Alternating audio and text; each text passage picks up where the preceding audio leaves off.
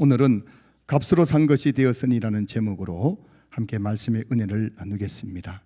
고린도전서는 AD 55년경 바울이 고린도 교회에 보낸 편지입니다.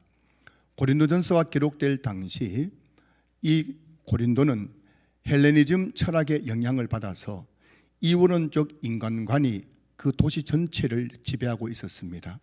이원론적 인간관이란 인간의 영혼은 선하지만 육체는 악하다는 것입니다. 그래서 악한 육체가 뭘 하든지 그것은 죄가 되지 않고 그것은 비판받지 않는다는 것입니다. 그래서 그 헬레니즘 철학의 영향으로 이 고린도에 있는 사람들은 육체로는 뭐든지 해도 된다라는 생각을 하고 있었습니다. 그래서 그들은 몸은 욕구를 충족하기 위해 존재하는 것이다 라고 생각하고 그 몸의 욕구를 당연한 것으로 여기고 그들의 삶의 목적은 바로 이 몸의 욕구를 충족하는 것이 삶의 목적이 되어 살았습니다. 그래서 고린도 사람들은 늘 이런 말을 주고받았습니다. 우리는 이런 말 하지 않습니까? 당신은 먹기 위해 삽니까? 살기 위해 먹습니까? 옆에 분에게 물어보세요. 당신은 먹기 위해 삽니까? 살기 위해 먹습니까? 먹기 위해서 돈 버십니까? 살기 위해서 돈 버십니까? 그처럼 이 고린도에 있는 사람들이 이런 말을 자주 했어요. 음식은 배를 위하여 있고 배는 음식을 위하여 존재한다. 이 배가 있잖아요. 이 배가 존재하는 이유가 뭐냐면 배는 음식을 먹기 위해서 존재한다는 것입니다. 그리고 음식이 존재하는 이유는 우리 배를 채우기 위해서 우리가 먹는 즐거움을 주기 위해서 존재한다라고 그들은 그냥 늘 일버릇처럼 말했다는 겁니다. 오늘 본문 13절 보십시오. 음식은 배를 위하고 배는 음식을 위하나. 이 말씀은 당시 고린도 사람들이 흔히 사용하던 표현을 인용한 표현인 거예요. 그 고린도 사람들은 이 우리 배가 존재하는 이유는 그 음식을 먹을 때 얼마나 즐겁습니까? 그 먹는 즐거움. 그래서 우리 성도님들이 제가 막 밥을 맛있게 먹으면은 목사님 참 복스럽게 밥을 드십니다. 그 먹는 즐거움이 얼마나 좋아요. 근데 고린도 사람들은 늘 오늘 뭐 먹을까? 뭘 먹고 내 배를 또 즐겁게 하고 만족시킬 것인가? 늘 그 생각하며 살아는 거예요. 먹는 것이 그 삶의 목적이 되어 살았습니다. 그들은 몸은 욕구를 충족하기 위해 존재한다는 생각 때문에 늘 그냥 먹고 마시고 즐기는 것이 삶의 목적이 되었던 거예요. 이 고린도는 로마 제국에서 가장 중요한 상업 도시였죠. 그 당시 로마도 동일한 그런 헬레니즘의 철학의 영향을 받아서 로마도 수많은 사람들이 그 몸의 욕구를 충족하는 삶을 살았습니다. 특별히 귀족들은 더더욱 그랬습니다. 당시 로마 귀족들은 늘 축제를 했습니다.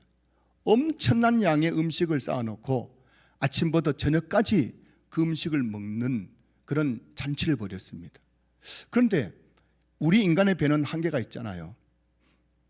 그래서 이 로마의 귀족들은 아침부터 음식을 쌓아놓고 음식을 먹고 배가 부르면 화장실 가서 토해내고 다시 와서 음식을 먹고 그 먹을 때 그 배가 만족하는 그 즐거움만을 늘 누리며 살아갔던 사람들이 바로 로마의 귀족들이었다는 겁니다. 그래서 당시 로마의 철학자이자 정치가였던 세네카가 그의 글에서 이 인간들, 이 로마의 귀족들은 늘 먹고 토하고 토하고 먹는다 이런 표현으로 그 귀족들을 비판하는 글을 쓰기도 했습니다. 그만큼 이 로마 제국 안에 있는 많은 사람들, 특별히 이 고린도에 있는 사람들도 그들의 그 모든 문화적인 생각들이 몸은 욕구를 충족하기 위해서 존재하기 때문에 늘 우리는 이 몸이 욕구를 충족시키고 몸이 즐거워하고 원하는 것은 뭐든지 해도 된다는 생각을 가지고 있었던 것이죠. 이것이 더 나아가서는 성적인 방종까지 나아가는데 배가 음식을 위해 존재하듯이 몸은 성적 욕구를 충족시키기 위해 존재한다고 생각하면서 성적으로 방종한 삶을 살았습니다. 고린도 사람들은 음행을 죄로 여기지 않았고 도시 전체가 성적으로 타락한 문화 속에 빠져들었어요. 여러분, 사람이 그렇잖아요. 배가 부르면은 식욕이 채워지면 그 다음에 나타나는 게 성욕이죠. 그 고린도에는 신전이 많이 있었는데 특별히 그 신전에는 여자 사제들이 많이 있었다고 합니다.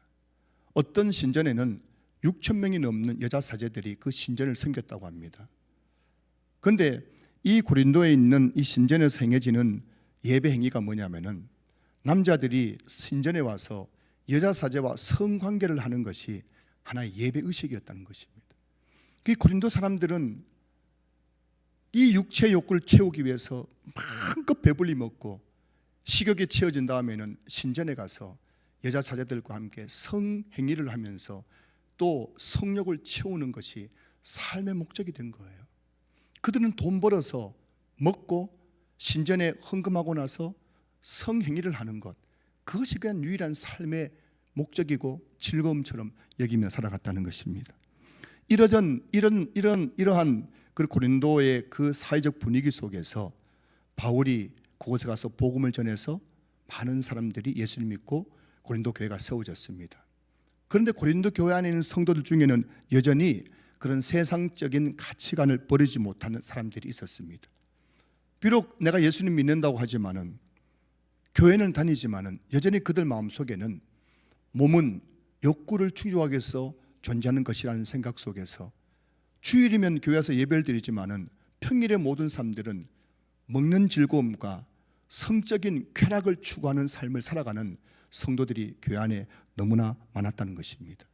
오늘 본문을 통해서 바울은 그것이 얼마나 복음으로 변화된 그리스도인의 삶으로서 합당하지 않는 것인가에 대해서 우리에게 지적해 주고 있는 것이죠.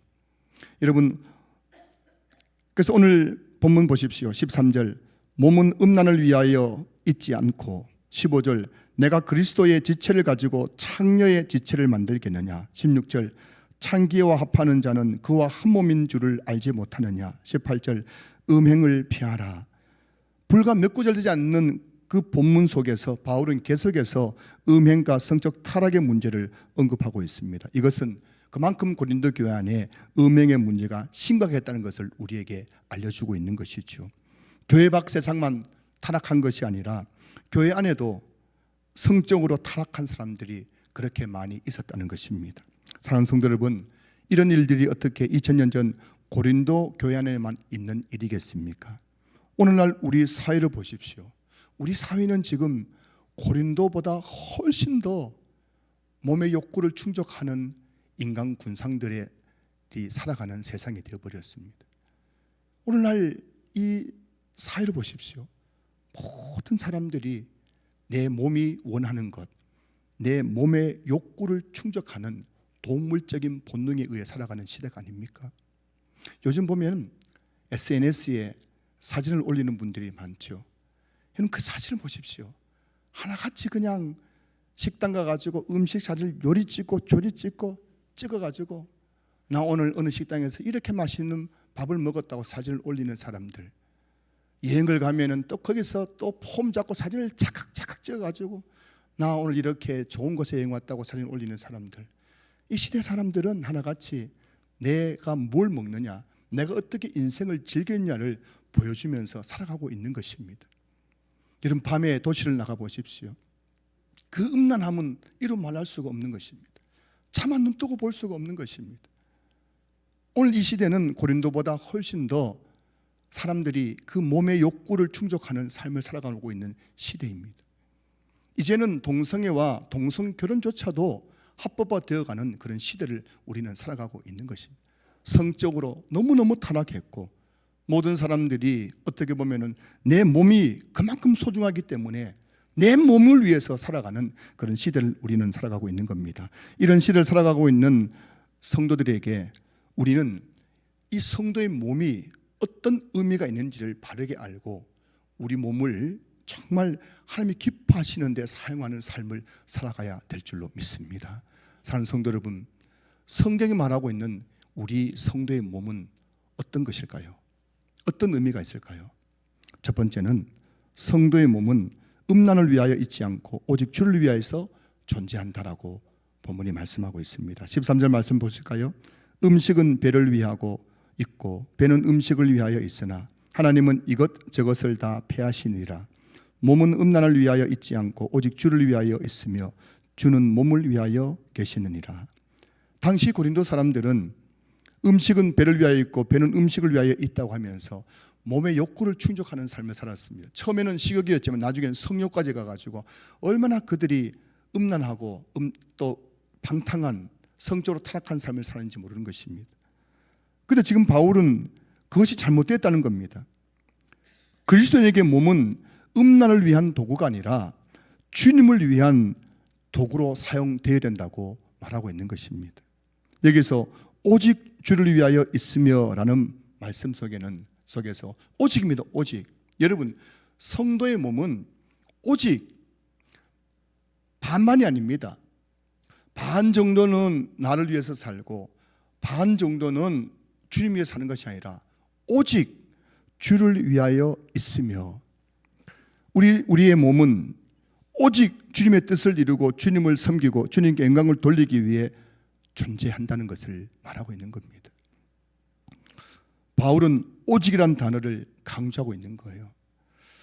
이 말씀이 여러분들에게는 조금 부담스럽게 받아들이고 나의 삶하고는 전혀 동떨어진 이야기처럼 들릴지 모르지만, 만약 여러분들이 예수님을 믿고 구원받은 하나님의 자녀 성도라면 저와 여러분들의 이 몸은 음란을 위해서, 내 몸의 욕구를 위해서 사용하는데 그치는 삶이 아니라 이 몸을 가지고 오직 주님을 위해서 사용하는데 우리 몸이 쓰여져야 한다는 것입니다.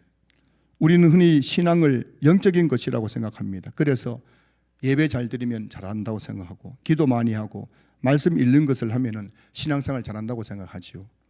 하지만 성경은 우리가 이 영적인 생활, 예배, 기도, 말씀 읽는 것도 중요하지만 우리가 몸으로 하는 모든 것도 영적인 것이라고 말씀하고 있습니다. 여러분들이 말하는 것도 영적인 거예요. 여러분들이 하는 모든 행동들은 영적인 것입니다. 그래서 바울은 로마서 12장 1절에서 너희 몸을 하나님이 기뻐하시는 거룩한 산제사로 드리라 말씀합니다. 우리 몸으로 하는 그 모든 것들이 하나님께 거룩한 산제사 예배라는 것입니다. 여러분들이 지난 한 주간 말하고 보고 듣고 살았던 그 모든 삶들이 하나님 앞에는 거룩한 산제사 예배가 되어야 된다는 것입니다. 우리가 눈으로 보는 것, 우리가 귀로 듣는 것, 입으로 말하는 것, 손과 발로 했던 그 모든 것들은 거룩한 산제사, 영적인 것이고 예배라는 것입니다. 바울은 여기서 한 걸음 더 나아가서 13절 다시 보시면 주는 몸을 위하여 계시느니라. 우리 몸이 주님을 위해서 존재할 뿐만 아니라 주님도 우리 몸을 위해 계신다는 것입니다. 무슨 말인가 하면은 주님이 우리 몸을 구원하기 위해서 자기 몸을 내어주셨다는 것입니다. 여러분, 예수님께서 십자가에 달려 피 흘려 죽으신 것은 우리 영혼만 구원하기 위한 것이 아니라 우리 몸을 구원하기 위해서였습니다. 죄로 타락해가지고 몸의 욕구만 충족하는 동물적인 본능에 따라 살아가던 저와 여러분들의 이 육체를 하나님께서, 예수님께서 구원하시기 위해서 자기 몸을 내어주시고 우리 몸을 거룩하게 해 주셨다는 것입니다. 헬레니즘 철학은 육체를 하찮게 여기지만, 그러나 예수님은 우리 육체를 소중하게 귀중하게 여기시는 것입니다. 예수님의 십자가는 우리의 영혼뿐만 아니라 우리 육체를 구원하는 십자가였습니다. 예수님은 우리 영혼을 바라보는 것과 우리 몸을 바라보는 것 동일하게 귀하게 여기시는 것입니다. 여러분들이 예배 드리는 것만 귀하게 여길 것이 아니라 여러분들이 오늘 예배를 마치고 하루의 삶을 살아가면서 말하고 보고 듣고 하는 그 모든 것도 귀하게 여기시는 것입니다. 사랑하는 성도 여러분, 세상은 내 몸은 내 것이라고 말하죠. 그래서 그 몸의 만족과 쾌락을 위해서 온통 살아가는 겁니다. 고린도만 그런 것이 아니에요. 모든 사람들이 보면은 내 몸, 내가 원하는 것, 내가 즐거운 것, 내가 좋은 것, 그것을 살아가는 이 시대입니다. 그러나 성경은 우리에게 말합니다. 너의 몸은 주님의 것이다. 주님의 것이기 때문에 오직 주님을 위해서 우리 몸을 사용해야 된다 말씀하고 있는 겁니다. 오늘 예배를 드리면서 이제 우리는 내 몸으로 무엇을 즐길 것인가를 생각하는 삶이 아니라 내 몸으로 어떻게 주님을 기쁘시게 할 것인가를 생각하며 살아가는 그런 은혜가 있을 수 있기를 주님의 이름으로 축복합니다.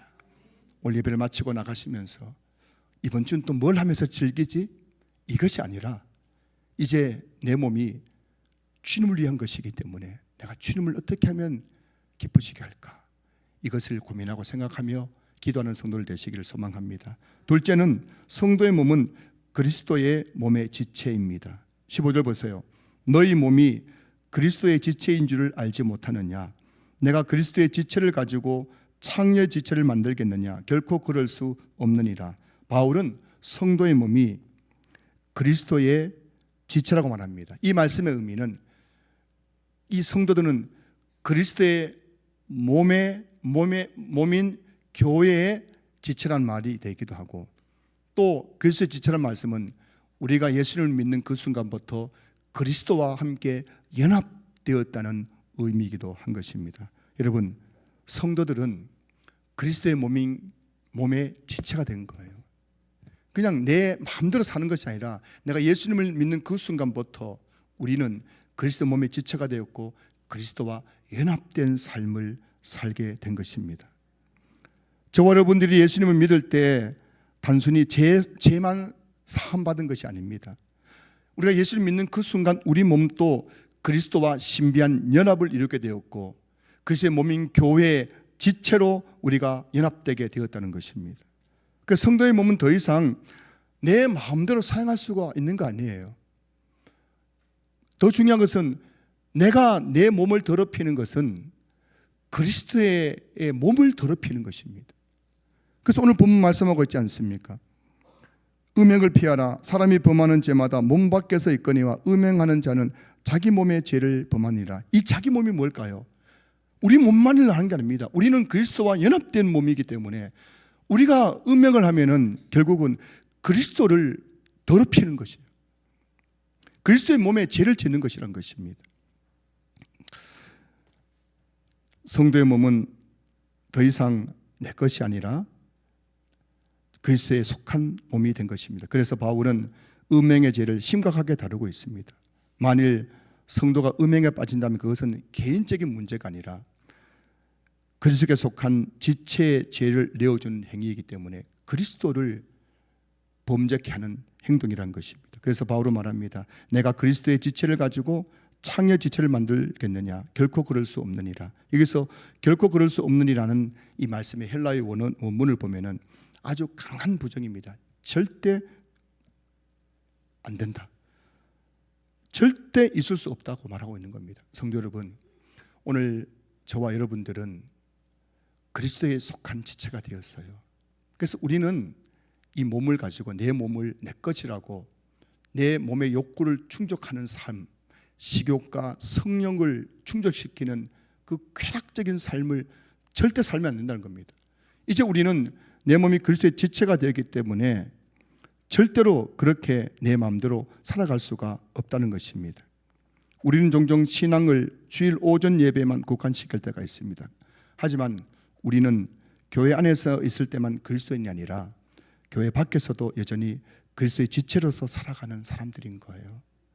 직장에서 일할 때에도, 가정에서 생활할 때에도, 인터넷을 사용할 때에도, 아무도 보지 않는 곳에 있을 때에도 우리 몸은 여전히 그리스도의 지체입니다. 여러분, 이번 한 주간 살아가면서 내가 그리스도의 지체, 그리스도와 연합되어 있다는 사실을 꼭 기억하며 살아가시기 바랍니다.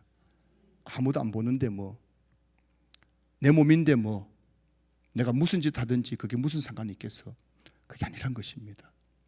여러분은 이미 그리스도와 연합되어 있기 때문에 여러분이 하는 그 몸을 하는 그 모든 것들이 하나님의 영광을 가릴 수도 있고 그리스도의 몸을 더럽힐 수 있다는 것을 기억하면서 살아가야 된다는 겁니다. 손가락 하나가 몸에서 떨어져 독립적으로 존재할 수 없듯이 성도 역시 그리스도와 분리된 존재로 살아갈 수 없는 거예요. 여러분들이 교회 다니면서 제발 부탁드립니다. 아니 그냥 뭐 교회 와서 그냥 저 구석에 앉아서, 여러분 구석에 계신 분에게 한 소리 아닙니다. 그냥 조용히 예배드리고 가면 되는 거지. 왜 자꾸 교회에서 목사님이 뭐 모여라, 뭐 해라, 왜 뭐 구역 예배 드려라, 전도의 활동하라, 정규 수련회 오라 마라 하느냐, 왜 간섭하느냐. 여러분 이미 예수 믿으면 그때부터 우리 성도의 몸은 내 마음대로 하는 것이 아니에요. 그리스도의 몸의 지체이고 그래서 연합되었기 때문에 여러분들에게 참된 신앙생활을 하도록 도와주는 것입니다. 여러분이 만약에 신앙생활이란 것이 주일 예배와 1시간 예배 드리는 것이 신앙생활 전부라면은 여러분 그것은 성경이 말하고 있는 신앙생활과는 전혀 다른 것입니다.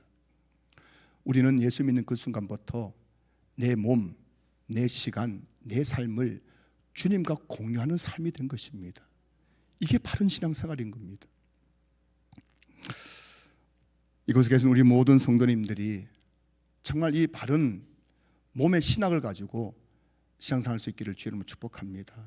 우리 몸은 내 것이 아니라 그리스도께 속한 지체임을 기억하면서 내가 하는 모든 것을 통해서 하나님께 영광을 될 수도 있고 하나님의 영광을 가릴 수 있다는 사실을 여러분 꼭 기억할 수 있기를 주님으로 축복합니다.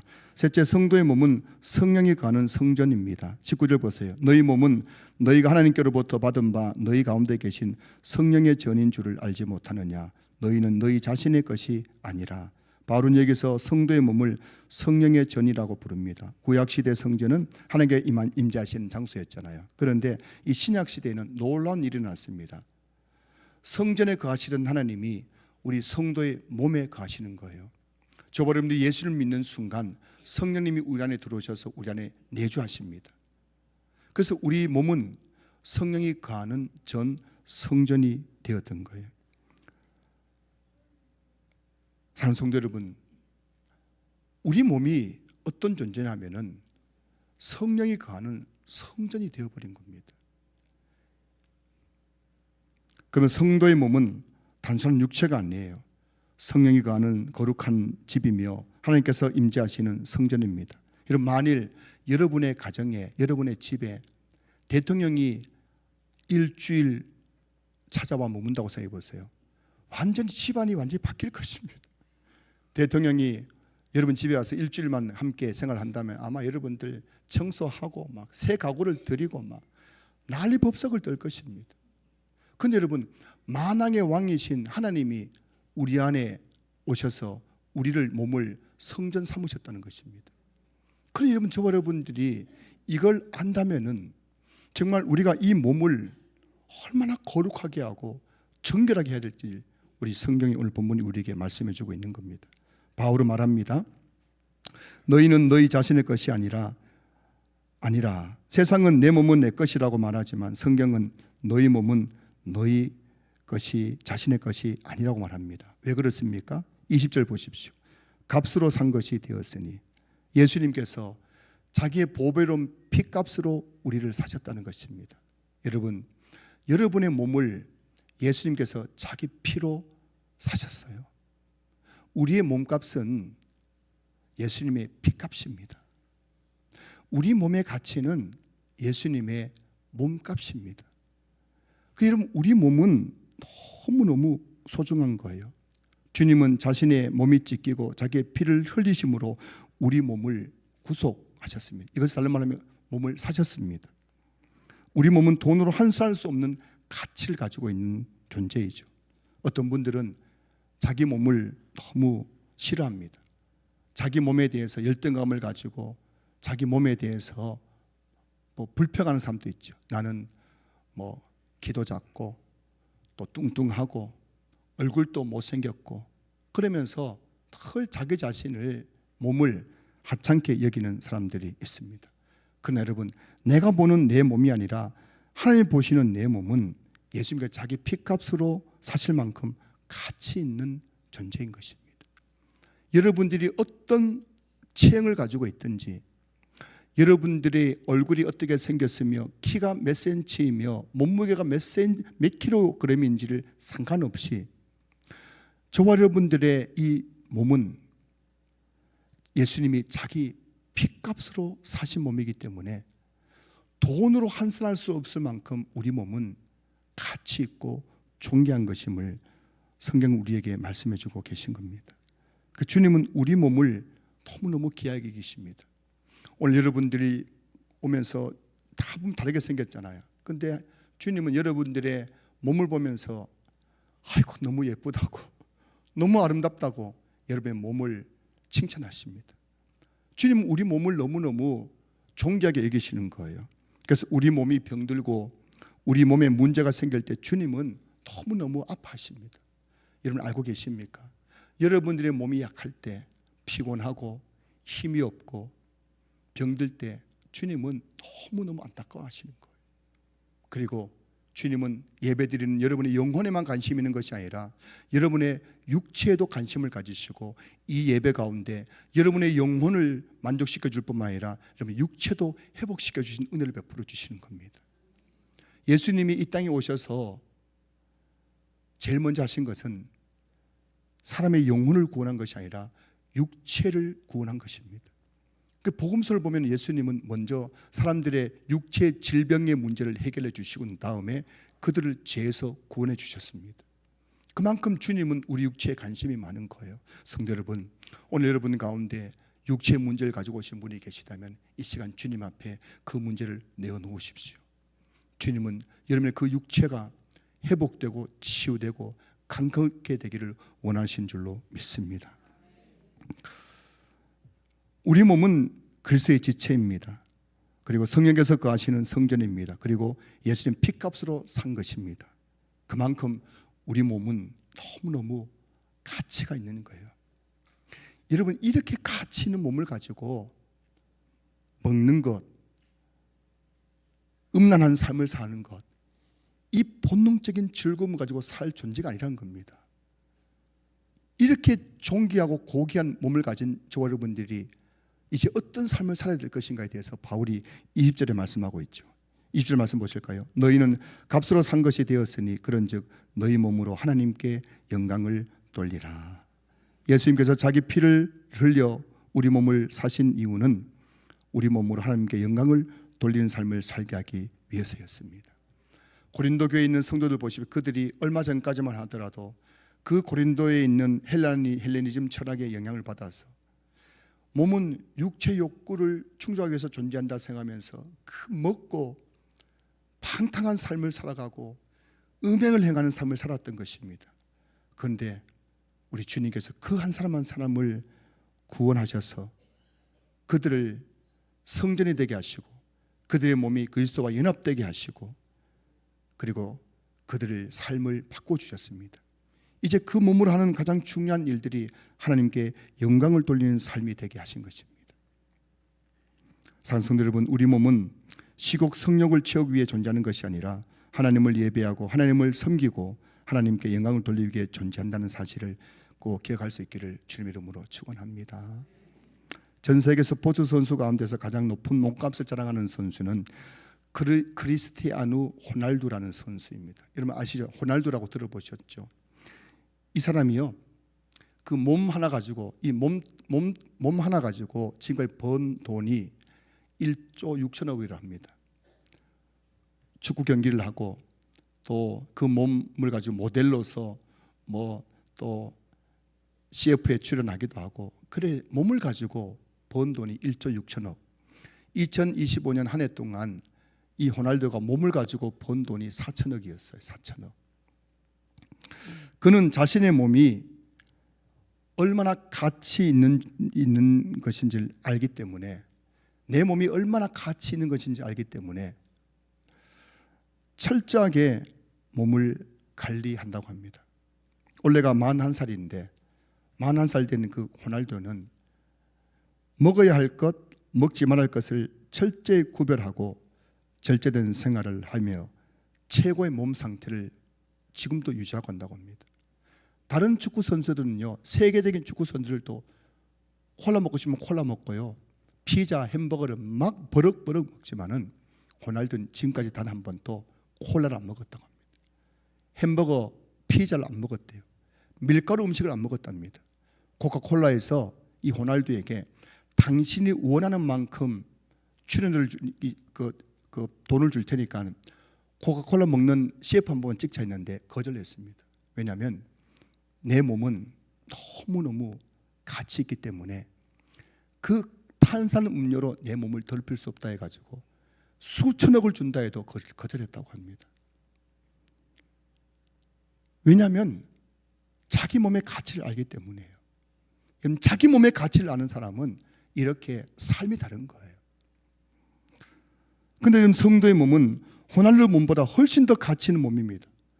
호날두의 몸값은 1,000억, 2천억 값으로 매길 수 있지만 이 성도의 이 몸값은 돈으로 계산할 수 없어요. 예수님의 피값입니다. 예수님의 몸값이에요. 저번에 이 몸값은 돈으로 매길 수가 없는 겁니다. 하나님의 아들이 십자가에서 자기 몸을 찢기시고 피 흘리시면서 사신 몸이 저버리는 몸인 것입니다. 이게 우리 몸의 의미인 것입니다. 일개 스포츠 선수도 자기 몸의 가치를 알기에 먹을 것과 먹지 말아야 할 것을 구별하고 절제한다면 여러분 그리스도의 지체이고 성령이 거하는 성전이고 주님이 자기 피값을 사신 우리 몸을 우리가 어떻게 함부로 먹는 것에 음행을 행하는 것에 내어줄 수가 있겠느냐고 오늘 바울이 우리에게 말하고 있습니다. 설교를 이제 마무리하려고 하는데요. 제가 이 설교 마무리를 하면서 제가 이 설교 내용을 이제 요약하면서 여러분에게 꼭 드리고 싶은 말씀이 있었는데 제가 드리고 싶은 말씀을 똑같이 설교한 분의 설교가 있어요. 그래서 제가 오늘은 100주년 기념교회를 은퇴하신 이재철 목사님의 그 설교 내용을 한 부분 6분짜리입니다. 이게 오늘 제 설교의 마무리, 설교의 결론입니다. 결론. 한번 들어보십시오. 오늘 이 설교를 통해서 제가 뭘 말하고 싶었는지 한번 이 목사님의 설교 들으면서 오늘 설교를 마무리하도록 하겠습니다. 성도 여러분, 오늘이 어떤 의미를 가진 날인지 알고 계십니까? 오늘은 어제 죽은 사람들이 그토록 그리던 내일이었습니다. 어제 죽은 사람들이 하루만 더 살았으면 좋겠다. 그날이 바로 오늘이라는 날의 의미인 겁니다. 오늘 우리는 또 마음속에 기대를 하는 거예요. 나는 내일 또 살았으면 좋겠다. 그런데 우리 중에 어떤 분들은 내일이 없을 것입니다. 오늘이 우리 인생의 마지막인 날인 분들도 계실 것입니다. 만약 여러분 오늘이 우리 인생의 마지막 날이라면 여러분들의 코의 호흡이 멈추고 여러분들이 주님 앞에 섰을 때에 주님 우리에게 묻지 않겠습니까? 내가 내 십자가의 피로 산 너의 몸으로 너는 뭘 하다가 왔니? 묻지 않겠습니까? 사랑하는 성도 여러분, 성도의 몸은 내 욕구와 내 욕망과 쾌락을 추구하라고 주어진 것이 아니라 오직 하나님을 위하여 하나님의 영광 위에 사용하라고 주신 몸이라는 사실을 기억하면서 우리 신앙교회 모든 성도님들이 이 세속주의 가득한 세상 속에서도 정말 구별되어서 여러분의 몸으로 좀 더 가치 있고 의미 있는 삶을 살아가기를 주님을 축복합니다. 좀 더 주님을 기쁘시게 하는 삶을 살아갈 수 있기를 주님의 이름으로 축복합니다.